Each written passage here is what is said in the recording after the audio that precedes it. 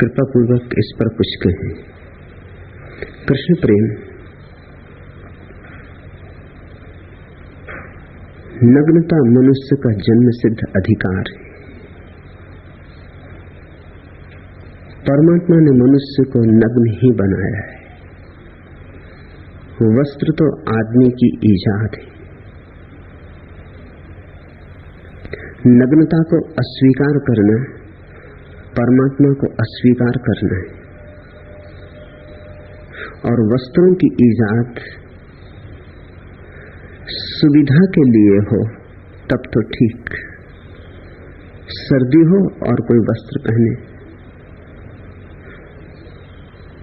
प्रकृति से बचाव के लिए कोई वस्त्र पहने, लेकिन वस्त्रों की मौलिक ईजाद प्रकृति से बचने के लिए नहीं, अपने को छिपाने के लिए। वस्त्रों के पीछे पाखंड है। इसलिए जब भी कोई नग्न खड़ा होगा तो तुम्हारे पाखंड को चोट लगती। महावीर नग्न हुए, बहुत विरोध हुआ। उससे भी ज्यादा विरोध हुआ जब लल्ला कश्मीर की फकीर स्त्री नग्न हुई। मगर ये इक्के दुक्के लोग थे, हमने किसी तरह सह लिया। मेरी दृष्टि में नग्नता सहज स्वाभाविक होनी चाहिए, और जब भी सुविधा हो व्यक्तियों को नग्न होने का नैसर्गिक अधिकार होना चाहिए।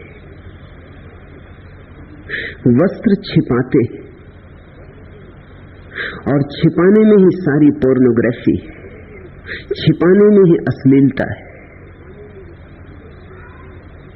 आदिवासियों में कोई अश्लीलता न मिलेगी क्योंकि वे नग्न हैं। जितना छिपाओगे उतनी अश्लीलता मिलेगी, क्योंकि जितना छिपाओगे उतना दूसरों के मन में कल्पना को जन्म मिलता है कि पता नहीं जो छिपाया गया है कितना रसपूर्ण होगा।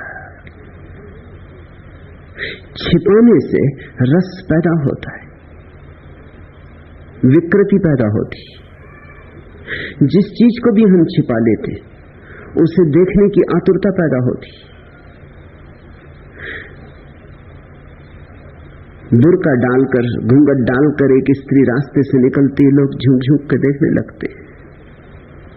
वही स्त्री बिना बुर्का डाले निकलती, कोई उसके चेहरे पर ध्यान नहीं देता। स्त्री की तो छोड़ दो, तुम किसी पुरुष को बुर्का पहना के निकाल दो रास्ते से और लोग आतुर हो जाएंगे और पीछे चलने लगेंगे। हजार काम छोड़कर देखने की उत्सुकता पैदा हो जाएगी। बुर्के में राज है, जो छिपा है वह सहज ही जिज्ञासा पैदा करता है। कल्पना भी उसी से जन्मती है। तो थोड़ा छिपाओ और थोड़ा प्रकट रखो, ये अश्लीलता का सूत्र है। जरा सा प्रकट करो और जरा सा छिपाए रहो, तो जो प्रकट है वह छुपा है, उसके संबंध में जिज्ञासा को जन्माता रहेगा। आदिवासी नग्न रहते हैं, न स्त्रियों को चिंता है पुरुषों की, न पुरुषों को चिंता है स्त्रियों की। सारे पशु नग्न हैं, वृक्ष नग्न हैं, तुम्हें कोई अड़चन नहीं हो रही। मनुष्य को क्या हो गया है? ईसाइयों की कहानी कहती है कि जैसे ही अदम और ईव ने ज्ञान के वृक्ष का फल खाया, जो पहली बात उन्हें याद आई वो थी अपनी नग्नता। उन्होंने जल्दी से पत्ते उठाकर अपनी नग्नता ढांक ली। यह कहानी प्रीतिकर है, अर्थपूर्ण है। ज्ञान का फल खाया, जैसे ही अहंकार जगा, ज्ञान का फल अहंकार जगाता है, और इसलिए अदम और ईव को परमात्मा ने स्वर्ग के राज्य से बाहर निकाल दिया, क्योंकि उनमें अहंकार का जन्म हो चुका था। और जहां अहंकार का जन्म होता है वहां छिपावट, दुराव पैदा होता है। मैं समस्त दुराव का दुश्मन, मैं समस्त छिपाव का विरोधी हूं। मैं चाहता हूं कि तुम न केवल शारीरिक अर्थों में, मानसिक अर्थों में, आध्यात्मिक अर्थों में, सब तलों पर नग्न होने का सामर्थ्य जुटाओ। परमात्मा के सामने नग्न होना है सब तलों पर। तुम जैसे हो वैसे ही अपने को प्रकट करो, छिपाने से कुछ भी न होगा। फिर छिपाने के पीछे तुम बीमारियां देखते हो, रोग देखते हो। एक तरफ हम छिपाते, लेकिन जरा गौर से देखो कि जो हम छिपाते उसी को हम और उभार के दिखाना चाहते।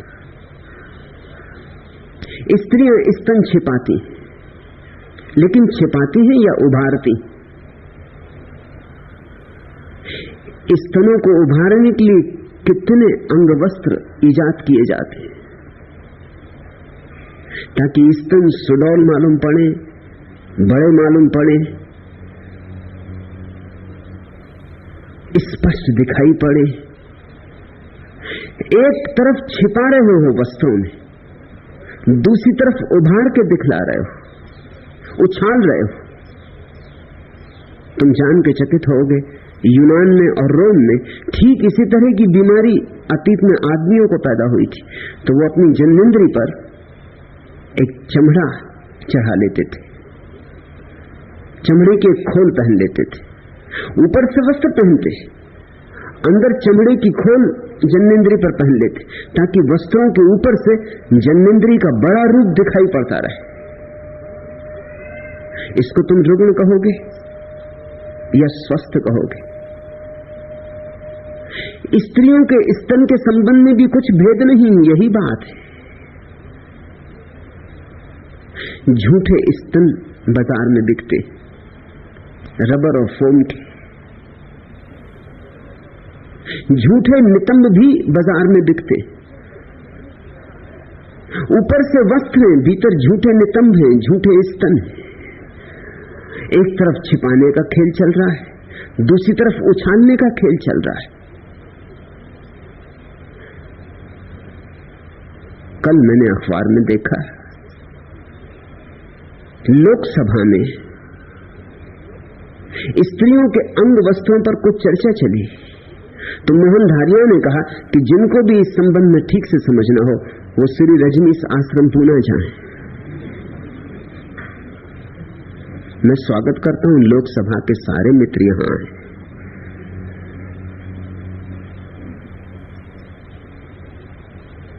यह तो उन्होंने व्यंग में कहा है, लेकिन मैं निश्चित कहता हूं उन्हें समझना हो कुछ भी जीवन के संबंध में तो यहां आए। मोहन धारिया तो पूना ही रहते, कभी आए नहीं यहां। पूछते हैं जो भी मिलता है उससे आश्रम के संबंध में, आने की हिम्मत नहीं जुटाते यहां। इस आश्रम के द्वार पर कमजोरों का काम नहीं, इतनी भी हिम्मत नहीं जुटाते कि आके यहां देख ले। पुणे ही रहते, पुणे ही घर है, लोकसभा में दूसरों को निमंत्रण दे रहे हैं, खुद कभी यहां आए नहीं।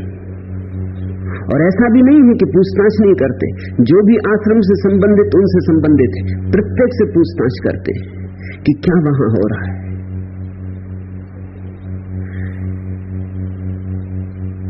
एक पाखंड का लंबा सिलसिला है, उस पाखंड के कारण जरा जरा सी बातों से उपद्रव हो जाते। नई दिल्ली पत्रिका में लीला नाम के समूह चिकित्सा के प्रयोग के कुछ नई दिल्ली पत्रिका में नग्न चित्र छपे, उससे बहुत उपद्रव मच गया है। बिना समझे, बिना पूछे चित्र भी सब चुराए हुए, क्योंकि चित्र जिसने लिए थे, जिस जर्मन पत्रकार ने, वो अब सन्यासी है। स्टर्न के जर्मन पत्रकार सत्यानंद ने उन चित्रों को लिया था और जर्मनी की पत्रिका स्टर्न में बड़ी महत्वपूर्ण व्याख्या के साथ उन चित्रों को छापा था। व्याख्या तो छोड़ दी नई दिल्ली की पत्रिका ने, सिर्फ चित्र छाप दिए बिना किसी व्याख्या के, बिना समझाए कि ये क्या है और क्या हो रहा है। ये जालसाजियां हैं, ये अनैतिक व्यवहार है, ये अशोभन अलोकतांत्रिक व्यवहार है, ये न्याययुक्त बात नहीं है। एक तो चित्र चुराए हैं, स्टैंड से कोई आज्ञा नहीं ली है, जो कि अंतर्राष्ट्रीय कानून का उल्लंघन है। फिर बिना व्याख्या के छाप दिए, जो कि अनीतिपूर्ण है। उनकी व्याख्या में ही उनका अर्थ छिपा है। सिर्फ चित्र को छाप देने से कुछ भी न होगा। चित्र को छाप के तो सिर्फ लोगों को भड़काने की चेष्टा की जाती है। और इस देश में इतना गहन अज्ञान है और इस देश में इतना गहन दमन है कि हर छोटी मोटी चीज लोगों को भड़का देती। पहली तो बात, मनुष्य ने वस्त्रों को ओढ़ ओढ़ के अपने को मिस्टिफाई कर लिया, खूब रहस्य में बना दिया। मैं उस रहस्य को तोड़ देना चाहता हूं। वह रहस्य पोर्नोग्राफी का जन्मदाता है, अश्लीलता का जन्मदाता है। जैसे ही कोई व्यक्ति नग्न हो जाता है, डीमिस्टिफाई हो जाता है, उसका रहस्य विलीन हो जाता है। तुम्हें खुद भी अनुभव होगा, इसलिए तो तुम्हें अपनी पत्नी में कोई रस नहीं रह जाता, अपने पति में कोई रस नहीं रह जाता, लेकिन पड़ोस की पत्नी में रस होता है। मुल्ला नसरुद्दीन एक दिन घर आया और उसने देखा उसका निकटतम मित्र उसकी पत्नी का आलिंगन कर रहा है। उसने एकदम सिर पीट लिया। मुल्ला ने सिर पीट लिया और कहा कि मैं हैरान हूं, तू ये क्यों कर रहा है? मुझे तो करना पड़ता है।